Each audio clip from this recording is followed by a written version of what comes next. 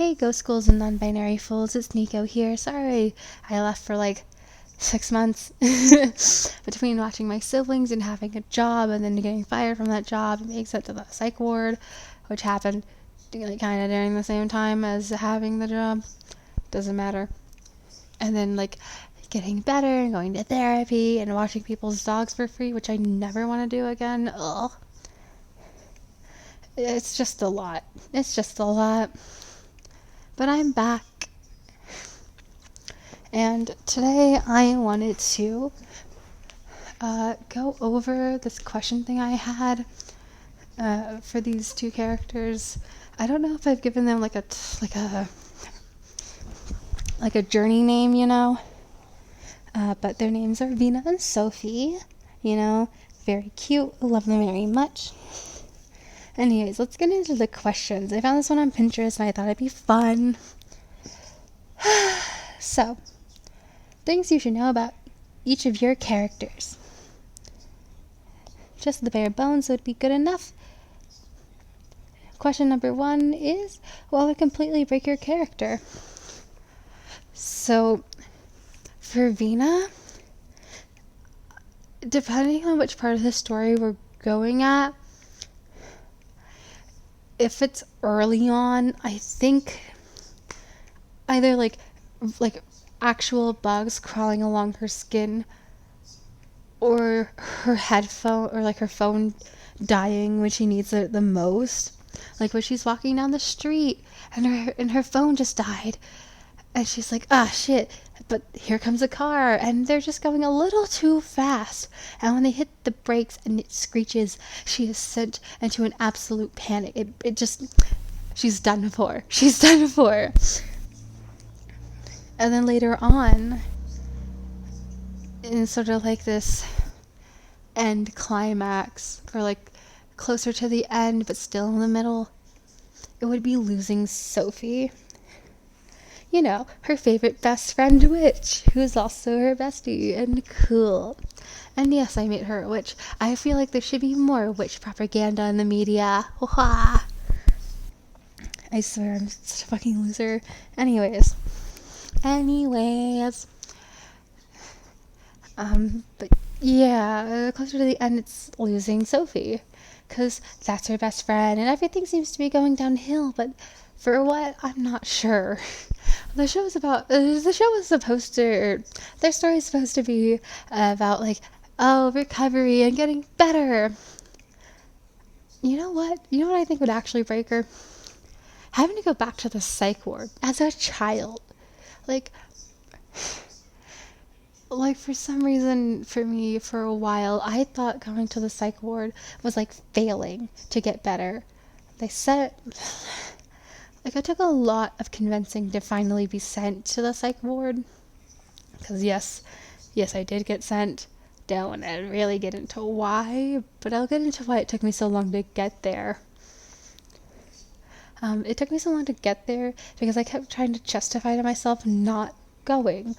I'd use, but other people need it more than me, or I'm not severe enough, or I don't really want to die. I just think about it a lot.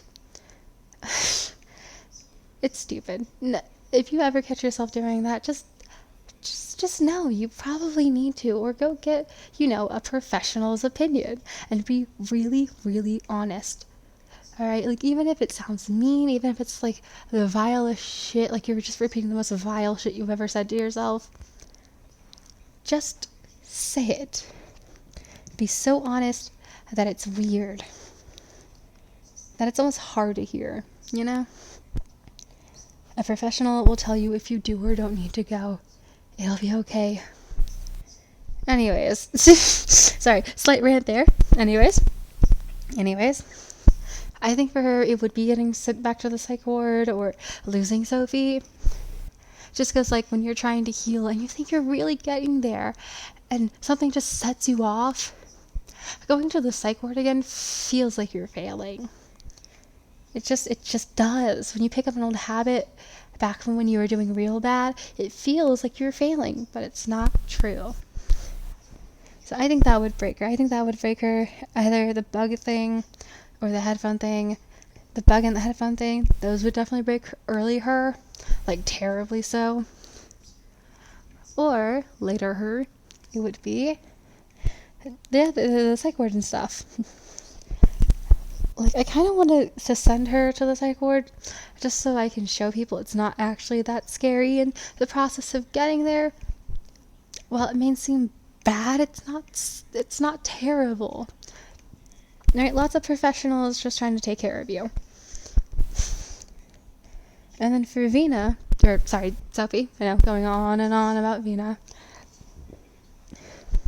For Sophie, I think her big thing would be getting sick, like extra sick, like really bad sick, where she has to be sent back to the hospital.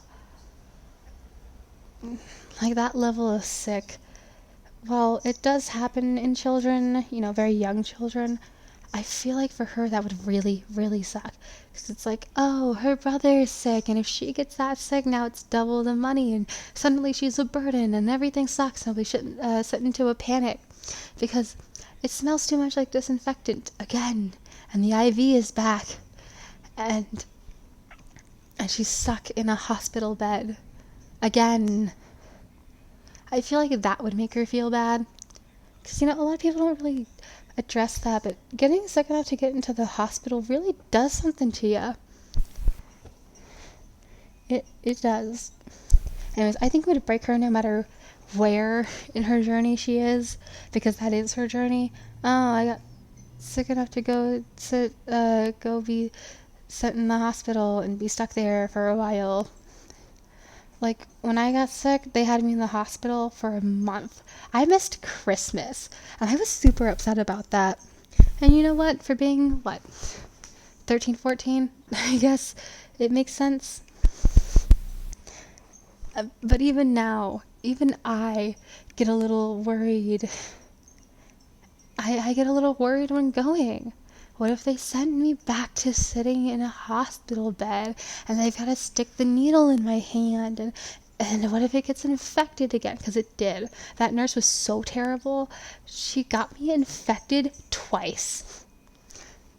I wish I was brave enough to show my gestures and my face and stuff, because it's literally the disdain. Anyways, moving on to the next question. What was the best thing in your character's life?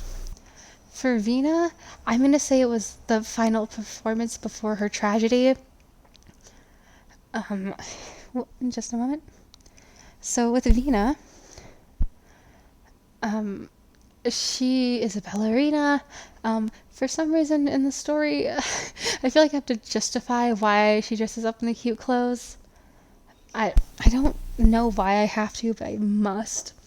Right? So for her, ballet group, there were more boys than there were girls. And because of that, some of the boys had to dress up in the girl costumes, so that way they could, make the story work. Anyways, so it's her and her sister, because Vina used to have a sister, and they were doing, oh god, what was it? Just some ballerina thing together. And they were really good, and people really liked her. And, her and her sister were doing the best. And that night they promised to each other that they would go professional together. They would go and be one of those, really, really famous ballerinas. Anyways, that is the best moment of her life. And in later canon, it's when she gets married to Sophie. I know, how sweet. And the best thing in Sophie's life? Oh, goodness. I think it's more towards the end than anything else. When you have those moments where you're like, I think this is the best moment. She has a moment this is the best moment. Where she's better, and Vina's getting better, and her brother is getting better, even good enough to go out without needing I think he would still need a cane or something, just because and I'm not sure what he's sick with, but he's sick. But he's getting better, like good enough to just come back out into the world again and not be bedbound. Wonderful. I think that's the best moment for her. Like he's still, he's probably like, he is like long-term sick, and it's never gonna go away completely. But there are times when it's good enough, or even better than good enough, where he feels good. And then other times, other days, where things really hurt and they really suck, and everything's ugh. Anyways, I don't know why I'm explaining that like that. Whatever. I think the best day for her, the best moment of her life is when she and her brother and Vina all get to just do something together, and he isn't bedbound, and Vina's like, this is great, and she's happy with a really good, pretty smile. Ugh, I love that. And what's the worst thing in your character's life? Their tragedies. Her whole thing is like, ugh, sick. I think the absolute worst part is that moment in between where she's sick and her brother's sick and her parents are like, parents think that their kids don't hear the things that they say, but they do. They do. Kids can hear what adults are saying, and even when you think, oh, they can't process that, or oh, they don't understand, they do. Kids aren't stupid. They're just not as smart, but they still understand body language, and they still understand tone of voice. I think it'd be this moment where her mom and her dad are like, I don't know if we can afford this, like both of them in like a hospital, and they're worried, and she overhears it, and suddenly she feels like a giant burden. I think that would be the worst moment. What seemingly okay, so for the next question, I know I should break into it. And the next question is, what seemingly insignificant memory stuck with your character? So, for Vina, I think it would be something so mundane to her, where she's just walking. She's just walking, not dancing or prancing or having fun. She's just walking. Wind in her hair, a smile on her, not even, just, I think the best way to describe it is a moment of perfect contentness, where she's perfectly content with everything as it is. It's not a major thing, it's just a thing. A lot of people kind of forget that being content is kind of nice compared to a lot of the other things you could stuck being. Anyways, for Sophie, it's just a bug. She's just watched a ladybug crawl across like a leaf or whatever. I think that is like super insignificant. Alright, for both of them, just, I'm walking down the street, and the other one's just, I saw a bug. What? I actually really don't like bugs. I saw a spider earlier today. What is it? The 18th? On my staircase, I saw a spider. I hate spiders. I genuinely hate spiders so much.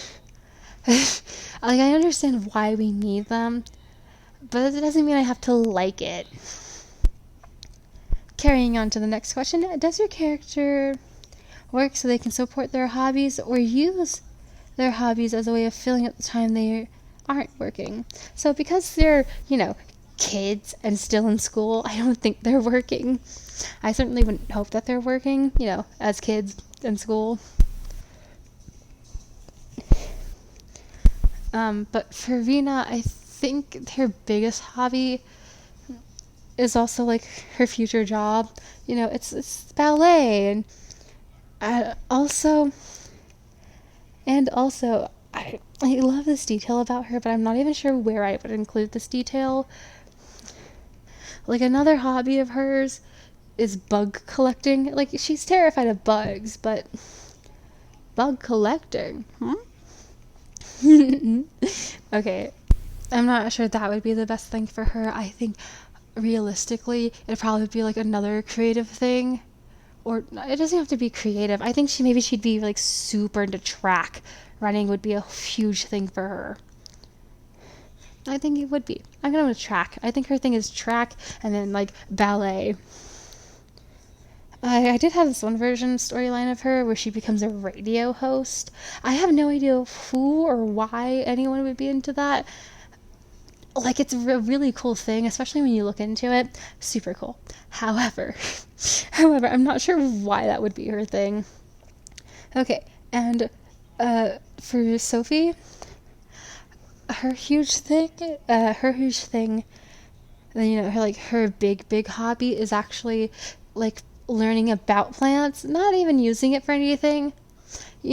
Just learning about plants. Like, how do plants work? Why do they grow there? How did they get here? How did this fruit or plant or vegetable come into being? It's things like that.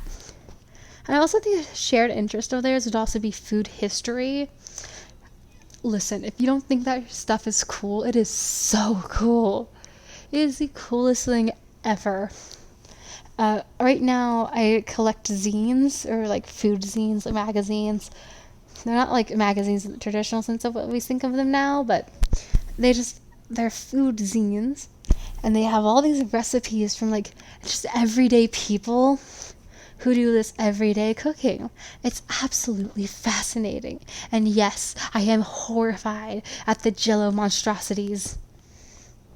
Anyways, that would be their thing. Like, Vina's would be ballet, track, cooking. And Sophie's would be plant study, food history,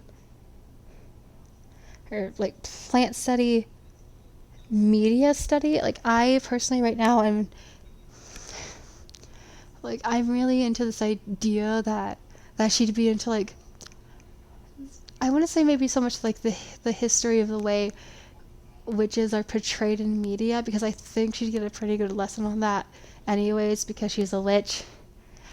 A legacy witch. Ooh, fun. I know.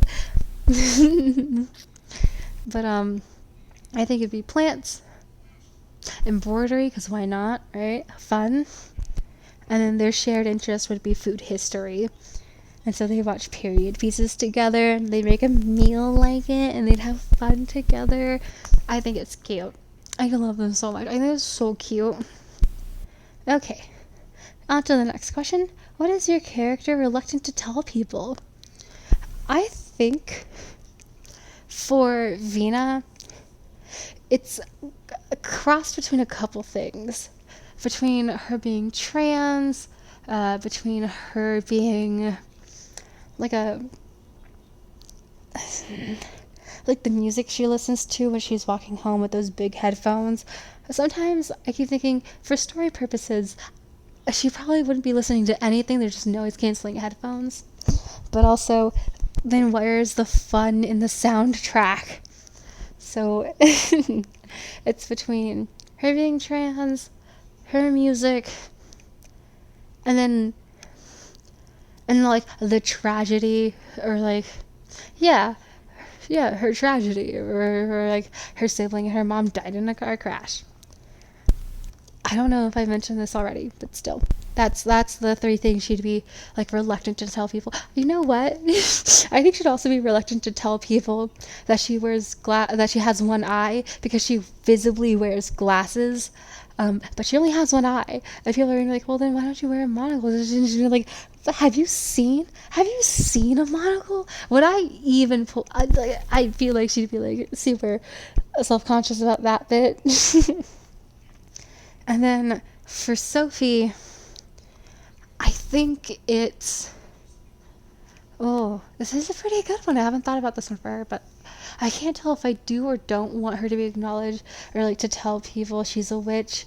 You know what? I think it's gonna be the witch thing, right? Like her family of witches, a witch thing. And even though she doesn't like telling people, it's still pretty obvious.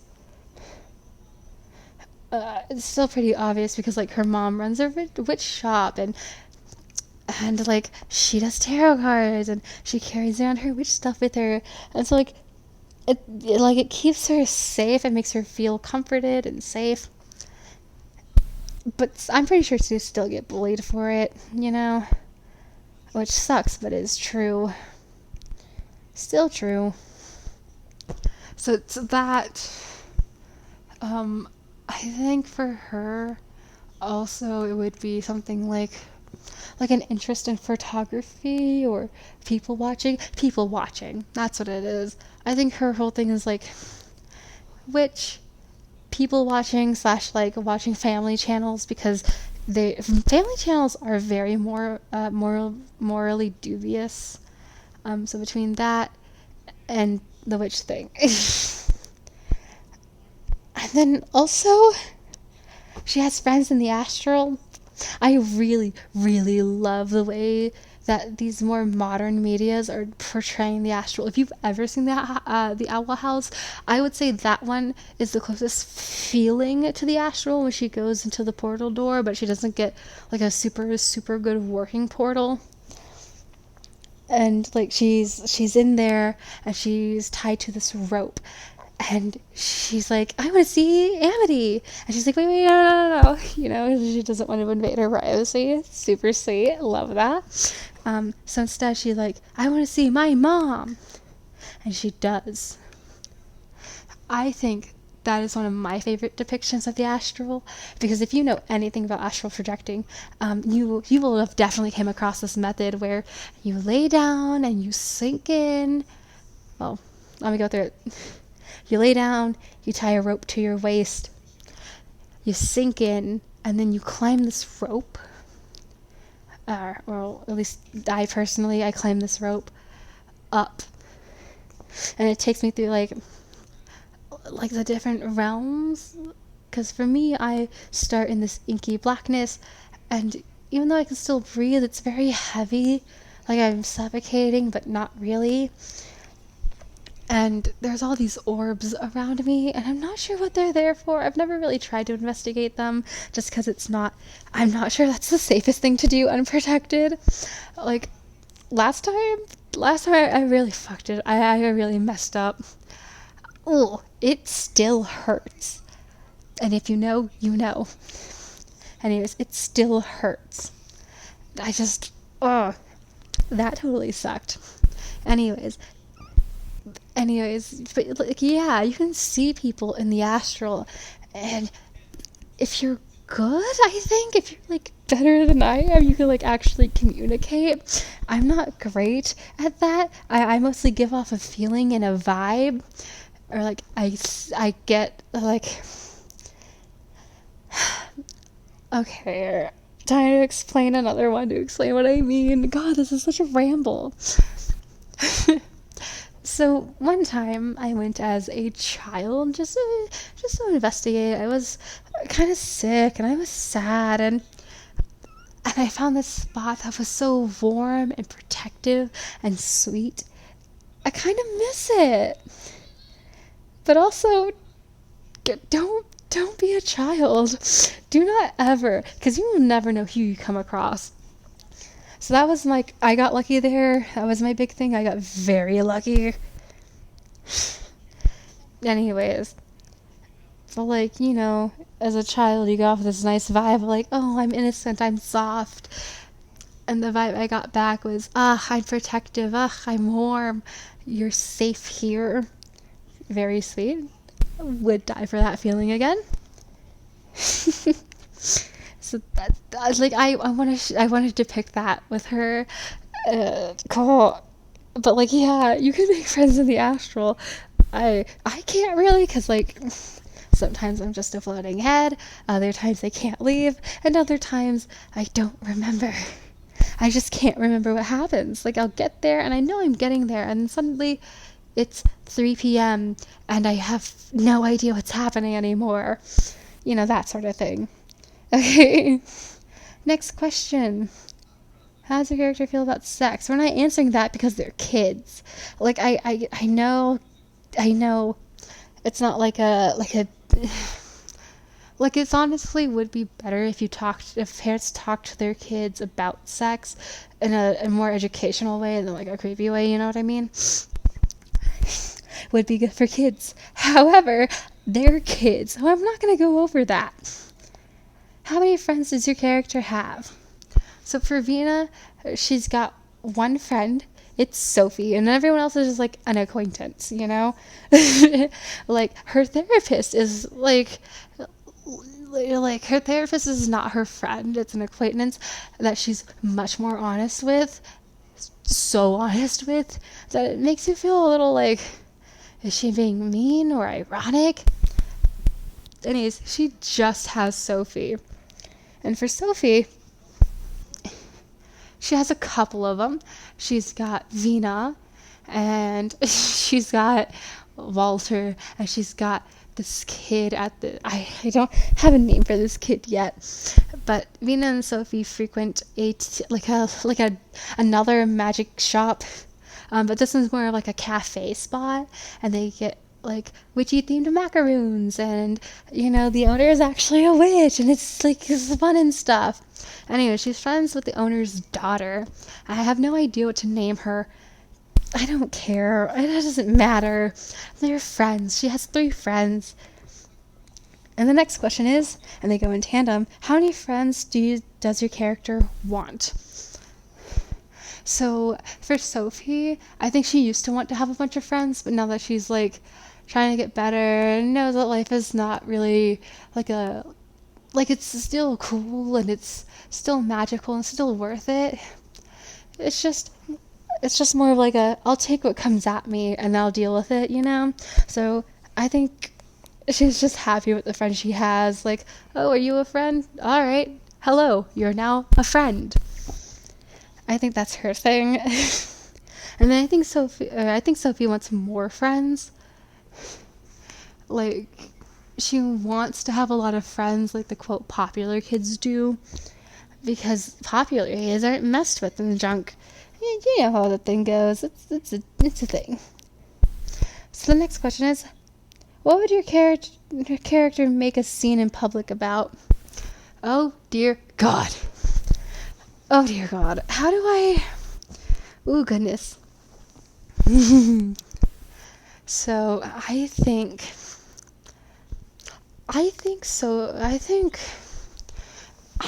Vina would make a big stink about...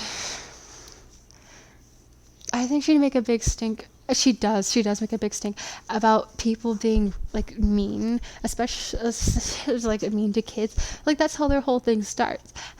Sophie and Vina become friends because for Vina, she was walking past, and what did she notice out of her peripheral vision of her only good eye? Sophie. She notices Sophie getting bullied, and so what does she do? She interjects, and she makes a whole big thing about it. And later on when she's like, you're a witch? Why don't you just hex her? And she's like, well, honestly, I'm not into it. And also, what if it backfires? But also, it's like a whole thing. I think it's so cute. Because even I have a bit mixed feelings about curses and hexes and junk. Because it's like, I would like to, but what if I'm not good enough? Or if it doesn't work? Or like for Sophie, she has a target, and that's fine. But for me, I'd have to find one. I'd have to find a target or just be a dick, which I don't want to be. I'm not into it. Anyways, she makes a big stink about bullying. Like, violence against kids. What's wrong with you?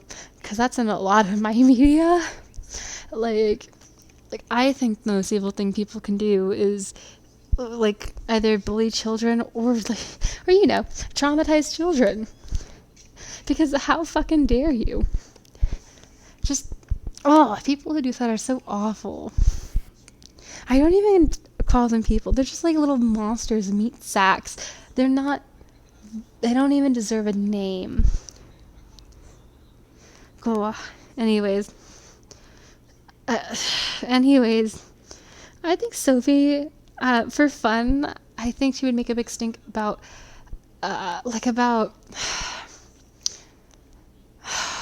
Okay. So it's between Sophie making a big stink about incorrect portrayals of witches or spells or spell casting. Like, I know for me it's a thing. I get annoyed by it, but also I think you can get inspiration from it. It's odd. It's not great. But I think it's that, or like if you take her food. Honestly, if you like reach your hand into her plate, or you like snag a fry from her and you don't ask, even I would make a big stink about that, because that shit's just like, why? Seriously? You didn't even ask? I didn't even offer? Ugh. Okay, next question. What would your character give their life for? Oh, this is interesting. I haven't really thought about this either. Listen, they're kids. I don't think there's really a reason for them to give their life up. Except maybe like for each other, or like someone really important to them and they don't want them to die or whatever, blah, blah, blah. Okay. I think Vina would give up her life to like so genuinely protect other people. Because this is a lot easier to take care of others than it is to take care of yourself. And if she could prevent or help or stop like the same sort of thing that happened to her, I think she would. She would give her life for that. And for Sophie, if dying meant someone, or like especially her brother, could get better, she's just gonna die. Which is like not the healthiest mindset. Very, very, But yeah. Very silly, I know. What is your sorry.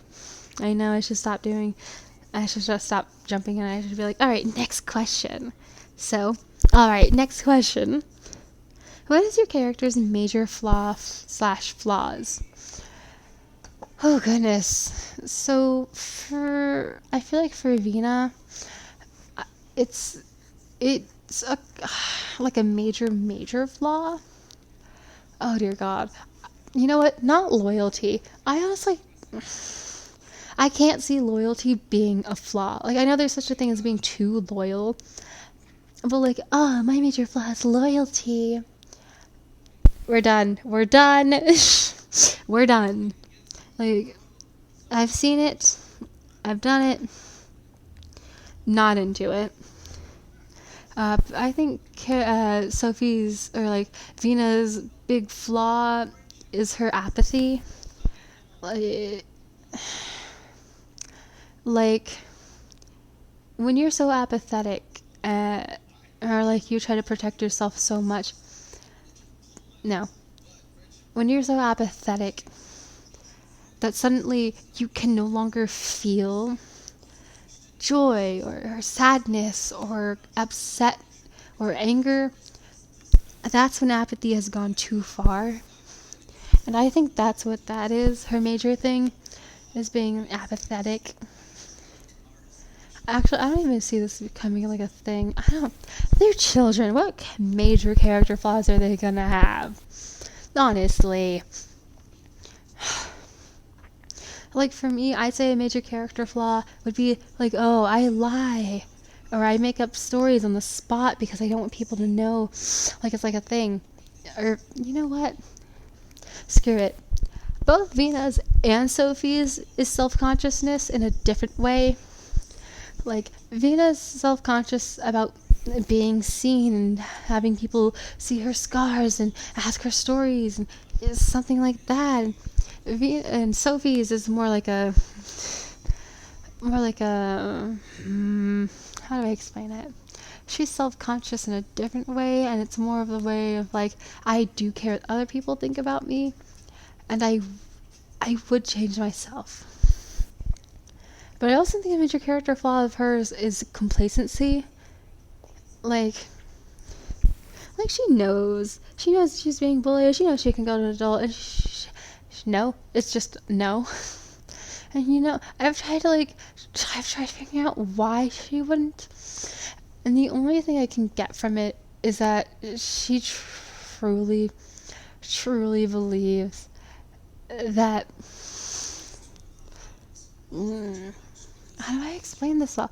You know what? Scrap that bit. Fuck it. Sophie's whole fucking thing is just complacency. You know the story of Icarus, when one flies too close to the sun. A lot of people forget his second warning to not fly too close to the water, because as seemingly mundane as it is, and so safe, he was warned that if the feathers got too wet, he would drown. His wings would stop working and he would drown. But a lot of people only remember that he flew too close to the sun and died. But he was given another one, flying too low. And I think that would be Sophie. She is complacent. If she's sick, she's sick. Yeah, it sucks and she feels awful and everything feels like it's dying and there's a panic. What is she gonna do to change it? Nothing. She's just fine being perceived in a way that isn't true, or not standing up for herself, because why does it matter? It'll keep happening, and this is safe. I know exactly what he's going to do next. I know exactly what's going to happen next. I know that this routine that does not benefit me, challenge me, or help me works. It works and it's safe. And I think it also goes back to, like, the brain likes routine. It's all I know. It's a thing. It's a thing for people. But yeah, that was what are your character's major flaws? Honestly, I genuinely don't think they have any because they're children, but still. We're going to carry on to the next one. What does your character pretend or try to care about? I think I think so. I think Vina doesn't care for children. Like, I know, like, kids, like babies, you know? Because it's just like, look at that fleshy thing. It's a baby. You know how people are often like, oh my god, my baby. I don't think she's into that. I think she would try to care just for the sake of, like, not coming off as an asshole, but let's be real, she doesn't really care. And I think for Sophie, the thing she definitely doesn't care about is, like, fashion. Like, she tries to care for it, but I really ought to throw in a speed paint of what the stuff she's wearing is, because she's on the chubbier side, and yeah, she's gonna be self-conscious, you know. She's on the chubbier side, and she wears t-shirts and shorts and, like, shoes, like, just like Walmart shoes. Oh my god, I bought myself a pair of Walmart flats for work because my other shoes were giving me blisters and so bad. I had to take my shoes off to walk home and still would be in pain. Anyways, I think her whole thing is, like, she doesn't really care for fashion, and even though she knows she'd probably fit in better by dressing the way she thinks people would want her to, I genuinely don't think she gives, like, a single crap. God, this is gonna be a long one again. Aren't they always? They're always so long. I can't believe anyone sits through this. Anyways, on to the next question. How does the image your character tries to project differ from the image they actually project? The fuck? Oh. Sorry, I had a notification pop up on my phone. I don't care, Crunchyroll. I'm only there for one anime. And one anime only. So for the question, it is...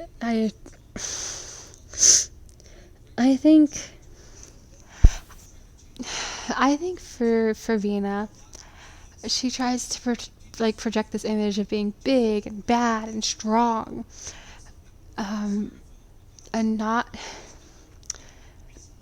but, like, in a feminine way, you know, where she tries really hard to be extra feminine, because I sometimes get this feeling too, where it's like I'm not being girl enough, despite, you know, being born a woman. Like, I'm not doing it good enough, so I try really hard to do that, to, like, cook and clean and be a good little housewife, except it doesn't work, and that's not what I want. I get it, though. I get it. So she tries to present herself as like this hyper feminine thing where it's just like, I am the most girl of girl. And I think the way it comes off, I don't think she means to, but like when you're not thinking about the things that you're doing, you go back to habits you already know. And so for her, I think it has nothing to do with that. I think most people see her as like, this is this person, she's kind of aloof in a slightly douchey way. Oh god, what a mean way to describe a child. But like, yeah. Where she's like aloof and mysterious and odd. She's odd. But I think she doesn't have to try that hard to project femininity. You know, you just kind of like,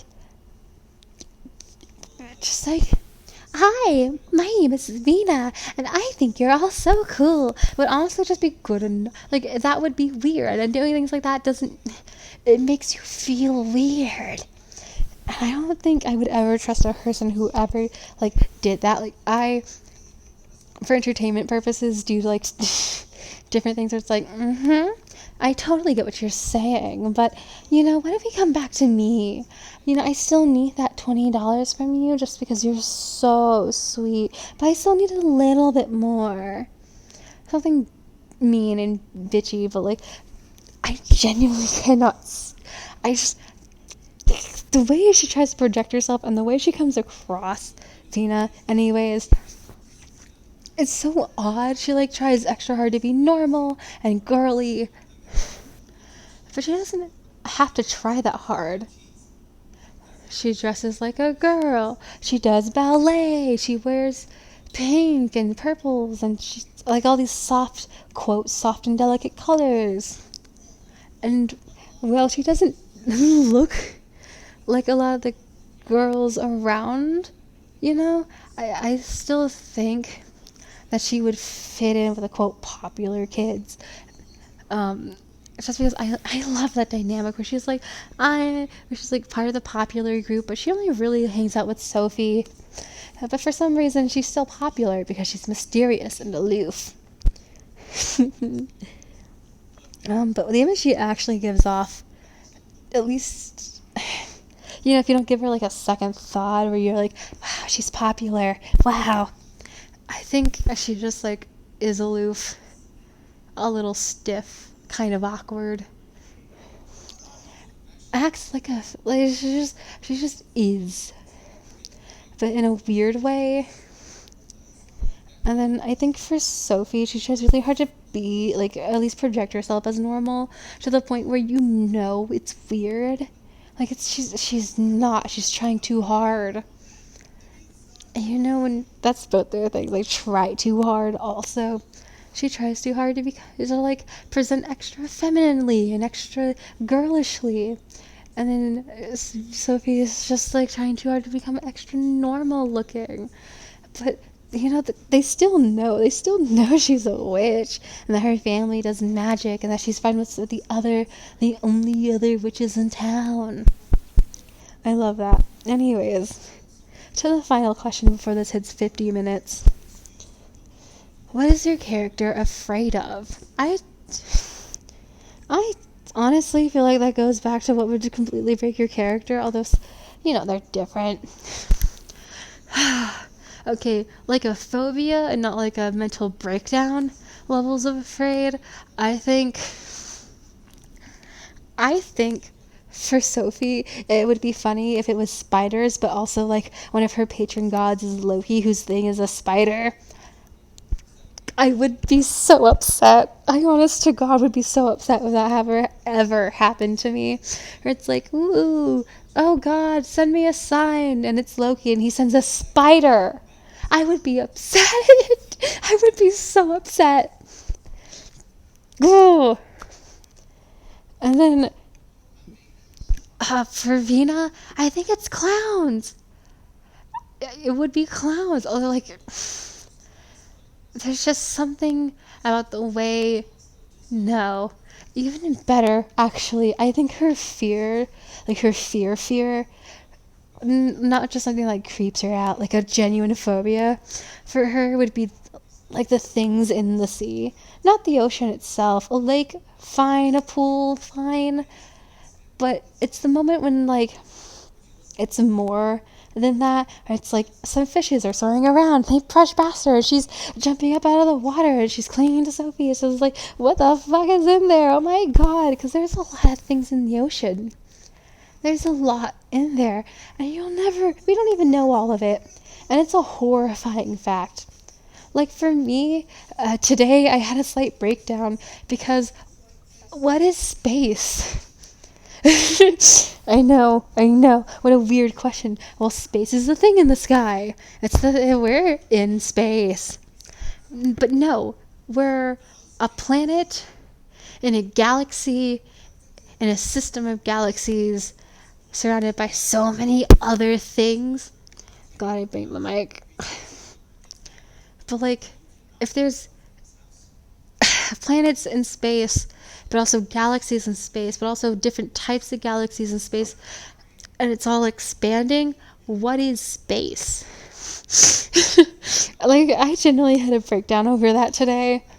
Because today I had my therapist and we were talking and I was just like, I don't know what space is. He's like, well, space is nothingness. I'm like, I know, but what is that? Because it has to be something, because it's nothingness, but that would imply that there was a somethingness, and we're the somethingness. But what what is it? What is space? Because to us, space is the night, but the night is only because of the star. Because, and I know sometimes even I forget this, but the sun is also a star, and the only reason that we have a concept of night is because of the sun, because the sun makes everything super bright. And so that's our day, when really it's just like a flashlight being pointed at us, and then when it spins the other way and we no longer have the spotlight, it's space. It's all of space. It's just like a huge big thing for me. I am so sorry. I know this has been like a long one upon another long one, and sort of distracted and jittery and rambly, but it's true, and I'm still thinking about it. What is space? It can't be nothingness. But maybe it is?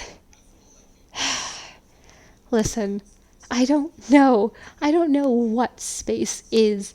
All I know is that we're a species on a rock in a solar system, in a series of solar systems, and a part of a galaxy, which is part of other galaxies, which are all part of space. But you know what? I'm going to pose another question before time runs out. I am so sorry. If space is nothingness, which I don't know if it is or isn't, but what made space? What made the Big Bang? Like, just in general, what is space? Because it couldn't have been like a whole bunch of nothing, like genuine nothing, and then bam, the Big Bang. It doesn't, it's weird, it's odd. But where did space, or the emptiness of space, come from? What a weird and odd question. And I see my therapist next Wednesday, and everything will be fine. He's like, we'll put a pin in this one. I'm going to come back to you. You know this, because we have an appointment set up. We'll talk about this. I'm like, all right, man. Okay. Oh, it's a haunting question. What is space? You know what? If you have any idea, anyone, just leave a little comment down below. I'm just gonna read it and just be like, you know what? You're probably right. And for now, guys, for now, my ghosts, ghouls, and non-binary fools, I'm signing off and making gingerbread cookies. Goodbye.